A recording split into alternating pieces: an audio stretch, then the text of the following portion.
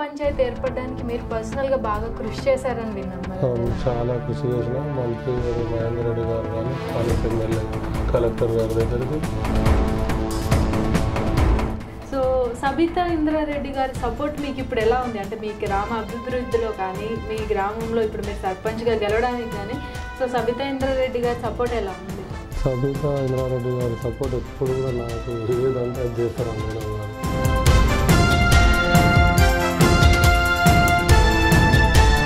సింగప్పగూడ గ్రామ పంచాయతీకి తొలి సర్పంచ్ ఇప్పుడు మీరు. సో మీరు దీనికి ఈ విజయానికి మీరు ఎలా కృషి చేశారు? మీకు ఎలా అనిపిస్తుంది? ఇప్పుడు విజయానికి మేము చాలా ప్రజల మీద ఆధారపడి ప్రజలే మాకు గెలిపించారు. చాలా చాలా ఖుషిగా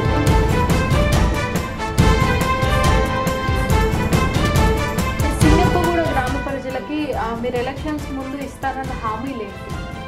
మేము ఎలక్షన్ కంటే ముందు ఇచ్చిన హామీలు ఏంటంటే గ్రామంలో ఫస్ట్ అండర్ గ్రౌండ్ డ్రైనేజ్ కానీ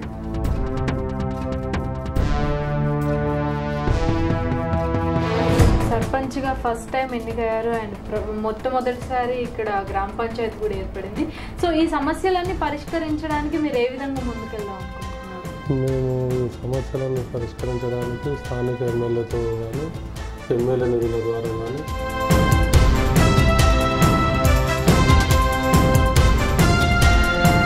ఇప్పుడు సర్పంచ్గా కాకంటే ముందు కూడా సింగప్పగూడ ప్రజలందరూ కూడా మిమ్మల్ని అందరినీ ఆలిబాయ్ ఆలిబాయ్ అని చెప్పేసి ఎంతో ప్రేమతో పిలుస్తూ ఉంటారు. సో ఇంతటి అభిమానం మీకు ఎలా సాధ్యమైంది? అంటే నేను ఏ కష్టాలు ఉన్నా నేను ముస్లింని కానీ హిందువు కానీ దేవాలయాలు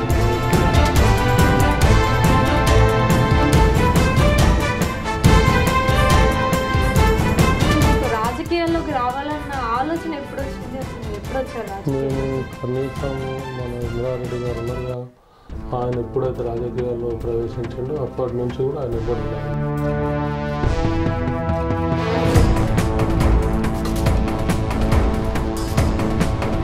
మరి మీ భవిష్యత్ ప్రణాళిక ఏంటంటే ఫ్యూచర్లో ఏమవ్వాలి? నేను భవిష్యత్ ప్రణాళిక ఏముంటుంది ఏంటంటే ఎంపీటీసీ కోసం కూడా ప్రయత్నం చేస్తున్నాను. ఎంపీటీసీ చేద్దామని చూస్తున్నాను. నమస్కారం, కాకతీయ టీవీ విజేత కార్యక్రమానికి స్వాగతం. సింగప్పగూడ గ్రామ పంచాయత్ సర్పంచ్గా ఎన్నికైన మహమ్మద్ అలీ గారు ఇప్పుడు మనతో పాటు ఉన్నారు. ఆయనతో మనం ఈరోజు మాట్లాడదాం. మరి సార్, కంగ్రాచులేషన్స్. ఎలా ఉన్నారు సార్? ఇలా గెలిచినందుకు చాలా హ్యాపీగా ఉన్నాం. అట్లనే మనం అక్కని గెలిపించారు గ్రామ ప్రజలు కష్టపడి, ఏ డబ్బు లేకుండా ఏ డబ్బు ఆశించకుండా వాళ్ళ వెంబడి కూడా ఎప్పుడు కూడా ఉంటామని చెప్పి మా గ్రామ ప్రజలకు వేళలో ఏ ఆపద వచ్చినా కష్టం వచ్చినా అన్నిటికుంటాము, గ్రామస్తులను ఆదుకుంటాము. మళ్ళీ గ్రామ అభివృద్ధిని కూడా ఒకవేళ గవర్నమెంట్ ఇవ్వకుండా మా సొంత డబ్బులతో గ్రామాన్ని డెవలప్ చేస్తా, అది మొత్తం ప్రజలకు కూడా తెలుసు. ఓకే సార్, తప్పకుండా. మరి సో ప్రజలకు మీ మీద ఉన్న నమ్మకం అలాంటిది అనమాట. మీరు డబ్బులు ఇవ్వకుండా ఏం లేకుండా అంటే సో ఒక మనిషి మీద నమ్మకం ఉందంటే ఆటోమేటిక్గా గెలిపిస్తారు. మరి సింగప్పగూడ గ్రామ పంచాయతీ ఇది ఫస్ట్ టైం ఎలక్షన్. సో మరి గ్రామ పంచాయతీ ఏర్పడడానికి మీరు పర్సనల్గా బాగా కృషి చేశారని విన్నాం. చాలా కృషి చేసిన మంత్రి మహేందర్ రెడ్డి గారు కానీ స్థానిక ఎమ్మెల్యే కలెక్టర్ గారి దగ్గరికి మా గ్రామ ప్రజలందరూ తీసుకొని వెళ్ళి ఖచ్చితంగా కావాలని చెప్పి చాలాసార్లు మాది డిస్టెన్స్ తక్కువ ఉందని చెప్పి తీసేసారు. తీసిన తర్వాత కూడా ఖచ్చితంగా కావాలని చెప్పి కలెక్టర్ గారు మరి డిపిఓ మేడం గారు వాళ్ళతోటి చాలా ఫైట్ చేసి గ్రామ పంచాయతీని సపరేట్ చేయించిన. ఓకే సార్, మరి సింగప్పగూడ గ్రామ పంచాయతీకి తొలి సర్పంచ్ ఇప్పుడు మీరు. సో మీరు దీనికి ఈ విజయానికి మీరు ఎలా కృషి చేశారు? మీకు ఎలా అనిపిస్తుంది ఇప్పుడు ఈ విజయానికి మేము చాలా ప్రజల మీద ఆధారపడి ప్రజలే మాకు గెలిపించారు. చాలా చాలా ఖుషిగా ఉన్నాం మేము గెలిపించినందుకు. ఓకే, మరి సింగప్పగూడ గ్రామ ప్రజలకి మీరు ఎలక్షన్స్ ముందు ఇస్తారన్న హామీలు ఏంటి? మేము ఎలక్షన్ కంటే ముందు ఇచ్చిన హామీలు ఏంటంటే గ్రామంలో ఫస్ట్ అండర్ గ్రౌండ్ డ్రైనేజ్ కానీ సీసీ రోడ్లు కానీ కొన్ని వేరే ఒక పెద్ద బ్రిడ్జ్ ఉంది ఒకటి, ఆ బ్రిడ్జ్ కట్టేయడం కానీ అన్ని హామీలు ఇచ్చినాం. అది ఖచ్చితంగా నెరవేరుస్తాం.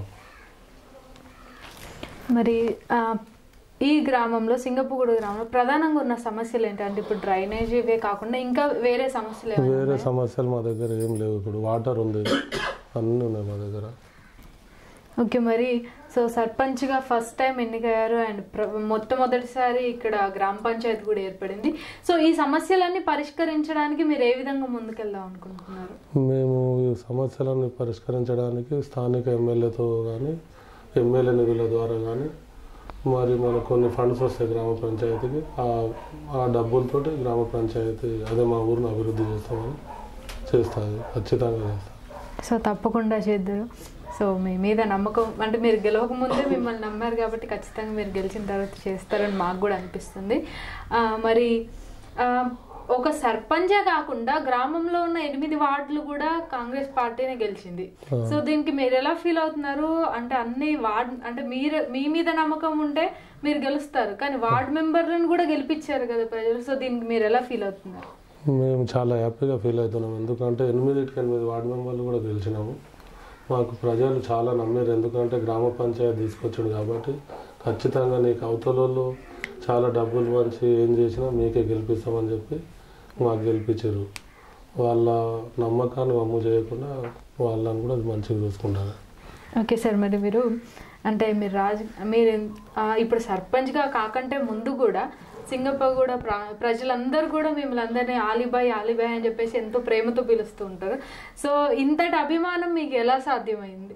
అంటే నేను ఏ కష్టాలున్నా నేను ముస్లింను, కానీ హిందూ కానీ దేవాలయాలు కానీ ఎక్కడైనా నేను ప్రతి జాగాలోకి వెళ్తాను. నేను ఇట్లా కులం మతం లేకుండా.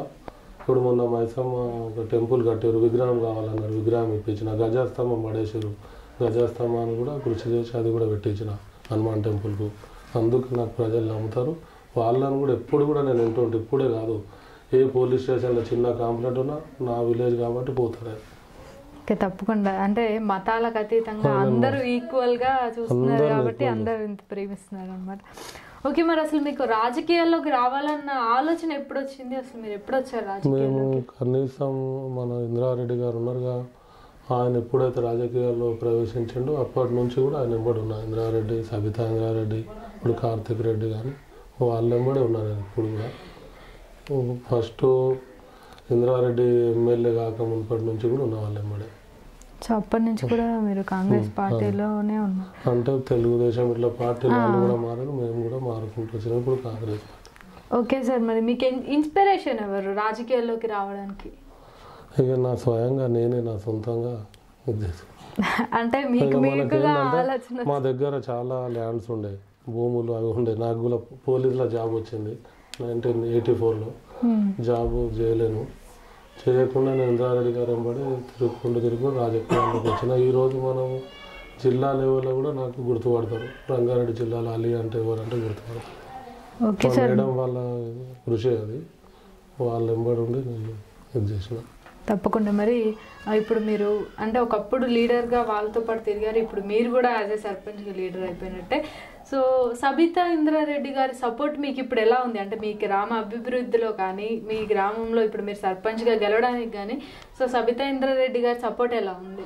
సబితా ఇంద్రారెడ్డి గారి సపోర్ట్ ఎప్పుడు కూడా నాకు ఏదంటే అది చేస్తారా మేడం గారు. ఇప్పుడు నేను అధికార పార్టీలు లేకున్నా వేరే ఫండ్స్ కూడా వేరే ఎమ్మెల్సీ కానీ ఎవరితోటైనా పెట్టేస్తారు ఈ గ్రామానికి. వాళ్ళ సొంత గ్రామంలాగా చూసుకుంటారు మేడం గారు కూడా. ఓకే సార్, తప్పకుండా. సో సొంత గ్రామంలో చూసుకుంటే ఇప్పుడు మీరు చెప్పిన చిన్న చిన్న సమస్యలు కూడా తొందరగానే సాల్వ్ అయిపోతాయి. మరి మీ భవిష్యత్ ప్రణాళిక ఏంటి? అంటే ఫ్యూచర్లో ఏమవ్వాలి? నేను భవిష్యత్ ప్రణాళిక ఏముంటుంది ఏంటంటే ఎంపీటీసీ కోసం కూడా ప్రయత్నం చేస్తున్నా, ఎంపీటీసీ వేద్దామని చూస్తున్నాను.